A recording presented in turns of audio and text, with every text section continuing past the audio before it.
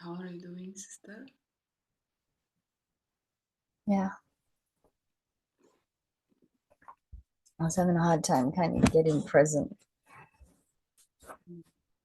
There's too many distractions happening in my room.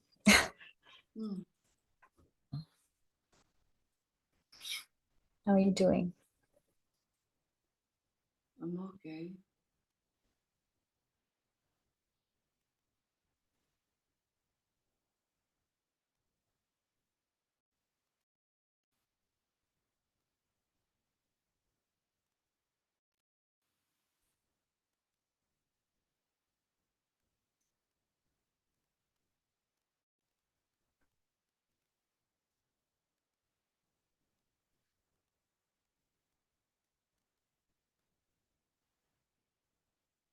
I found myself actually thinking about your writings,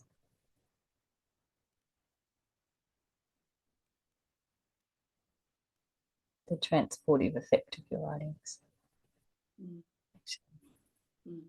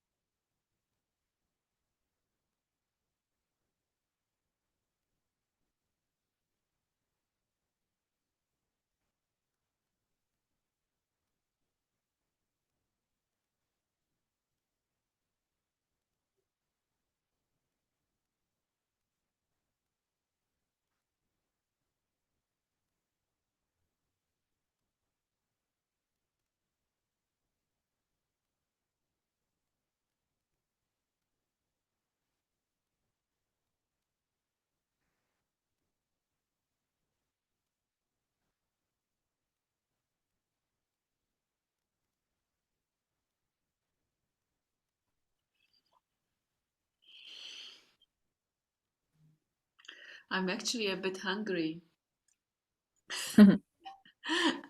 I've been just now thinking of eating beetroots. And when you start thinking of food, you just have to go eat. No, it's not that. It's not that immediate, although it is immediate. And yeah. Also, when I yesterday I did it, and I do it maybe not very often, but whenever it happens that I cannot sleep, I go down and prepare something to eat for myself, and then I can sleep once I have eaten. So yesterday I had a similar case, but again I'm hungry. Because it's not long past your lunchtime, though, isn't it? Or it is lunchtime. Yeah, it is, but I kind of take it as breakfast. Mm. Yeah. Sometimes I eat very early, but it mostly happens whenever I have some business kind of to do.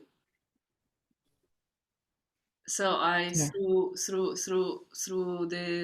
the breakfast very early I equip myself. Mm. I layer myself for the business kind of set. So, but normally I drink a lot in the morning, and it's around noon that I maybe at 11 depends that Mm. I'm about ready to eat. Yeah, I'm about the same actually, Hmm. depending how early I get up. Uh-huh. But it is more difficult, I've noticed, since Clara started school and I have to get up and when I'm making food for other people Uh-huh. early. I'm smelling it and I'm involved in the food. It's more difficult. Like I become more hungry earlier than if it's just me. Um, so there's that kind of element as well. Mm.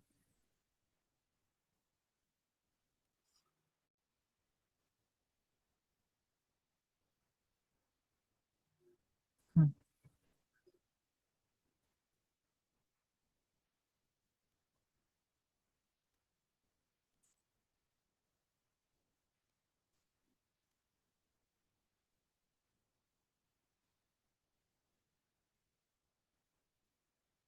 Thank you for asking if I talk with my mom about yesterday's situation, because somehow naturally after receiving your message I felt like, well, but it's like it's such different worlds. In a way, there is not much space for a dialogue. There is and there is not.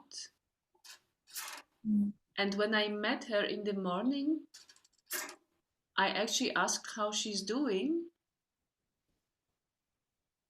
And from there, I took several moments to factually name the situation from yesterday again as I perceive it. And she was listening. She was listening, and she also related to the paleness of my father, because he was terribly pale. And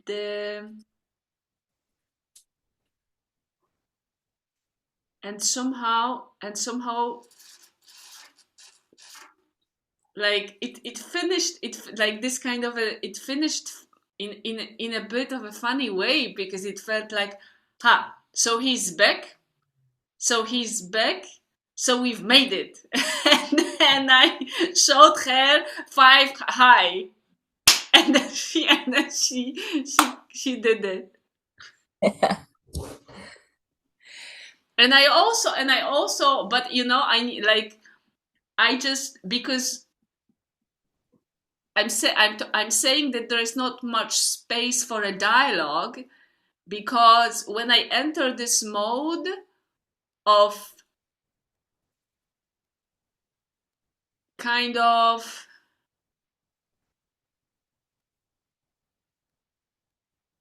exchanging the perspectives, which is not about claiming mine, I feel, and this is my experience in periods, that she doesn't take it because she begins to question it. I guess it's very much related to her manifestor's nature. You know, like when I was kind of exploring a little bit of the human design natures as they are defined, somewhere there I learned that the way to communicate with a manifestor is to do it his way, is to do it her way. And somehow it felt as if it wasn't disrespectful, but it was like saying what I have to say. Okay, wait, were you using this method of saying things in her way in this conversation? Is that what you're Yeah, I saying, or guess you weren't? yeah, energetically. I mean, it was just claiming it was. I just told her he was dying. Again, I told her he was dying. And then I described, because she was moving throughout the whole house, opening the door for the emergency guys and closing the animals. So she was there and she was on the way. So I got back into describing to her how I saw it. And then I told her about me asking him, where are you? And then he's saying, I don't know. And where are you? I'm up there. I'm high up there. And then I told her about the breathing together. And then I also told her something, because it's very important that the death situation, like whenever possible, that the death situation is a good situation. Is a good situation. So somehow I was saying this to her, like, like in a way, with leaving no space for doubt. This is leaving no space for this is maybe that's why I mean, because manifestors are very impactful. And it's not like it's this kind of a I claim, and this is the ultimate truth. So I was kind of in a bit this kind of a way, so that I guess her mind doesn't have the time to enter into questioning. So that she, as herself, as complete, because I believe she knows it, I trust she knows it, but she's so layered through the that whenever there's space for doubt, she may begin to question it. So I just spoke with the energy in which there is no, I don't question. I claim it as it is. And then she took it, because then from there she started to talk about his paleness, how pale he was. And also, when I came back with Abby from a walk, she was cleaning the floor in his room. So there is some kind of there is awareness. There is awareness of what's happening. I also said at the very end, he keeps traveling.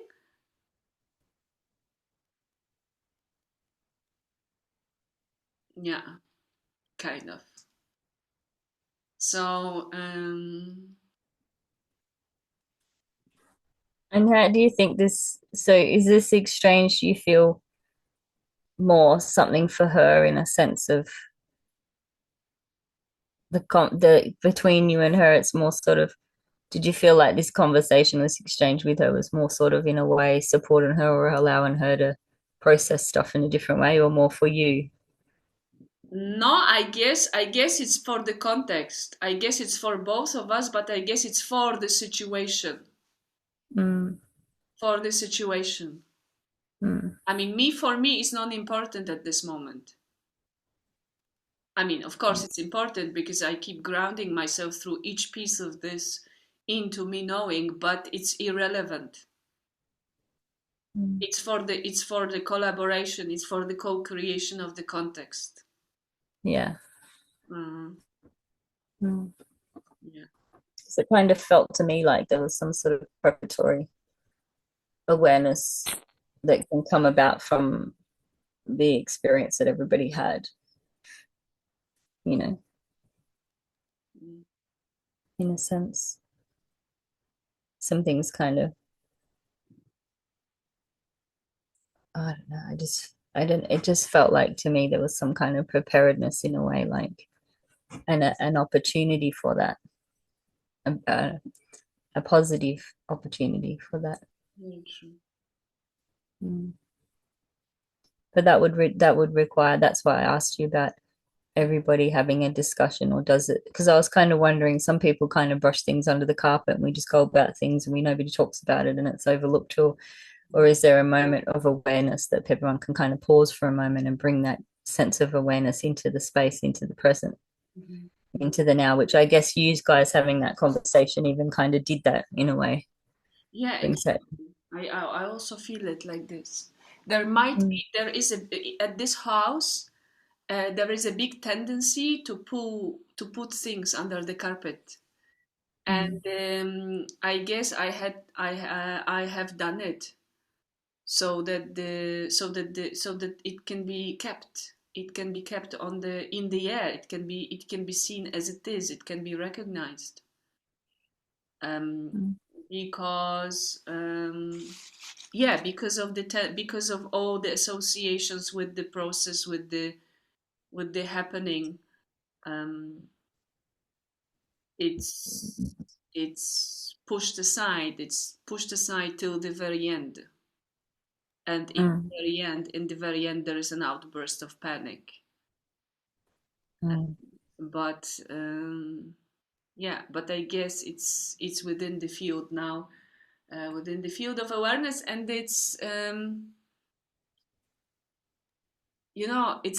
like it's really like, in a way, I even don't know how to say this because it's so abstract. It's not, it's very much related to what I want to say with your question. What was your intention when you were there by his side? And when I was thinking about it, remembering this, I didn't have any intention. It felt as if intention was immediate, was one with mm. the action of beingness and servingness. Mm. Yeah, So that. so I guess it almost feels to me as if intention was following Mm, the action, because I was responding. It was out of thought. I was responding to how the situation develops, whether it's this direction or that direction.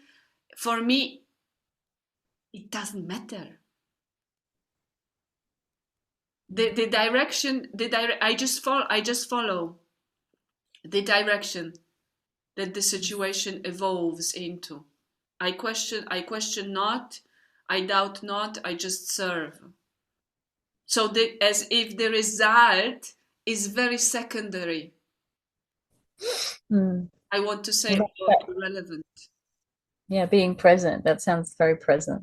I thought that might be what you had done. I just wanted to know. I wanted to know, did you have a conscious intention or not? I figured that what you just said then would be actually the way you would describe that. So Mhm. thank you. Thank you so much. It gets disconnected us in less than a minute. Shall we meet here for a few more moments? Sure. before I get Thank you. totally hungry? Before you have to leave immediately because I'm starving. You're starving now already? No, no. Are you? Well, do you want to have time to eat an apple or something? No, I'm close, but we can meet for a few moments. Okay. Okay.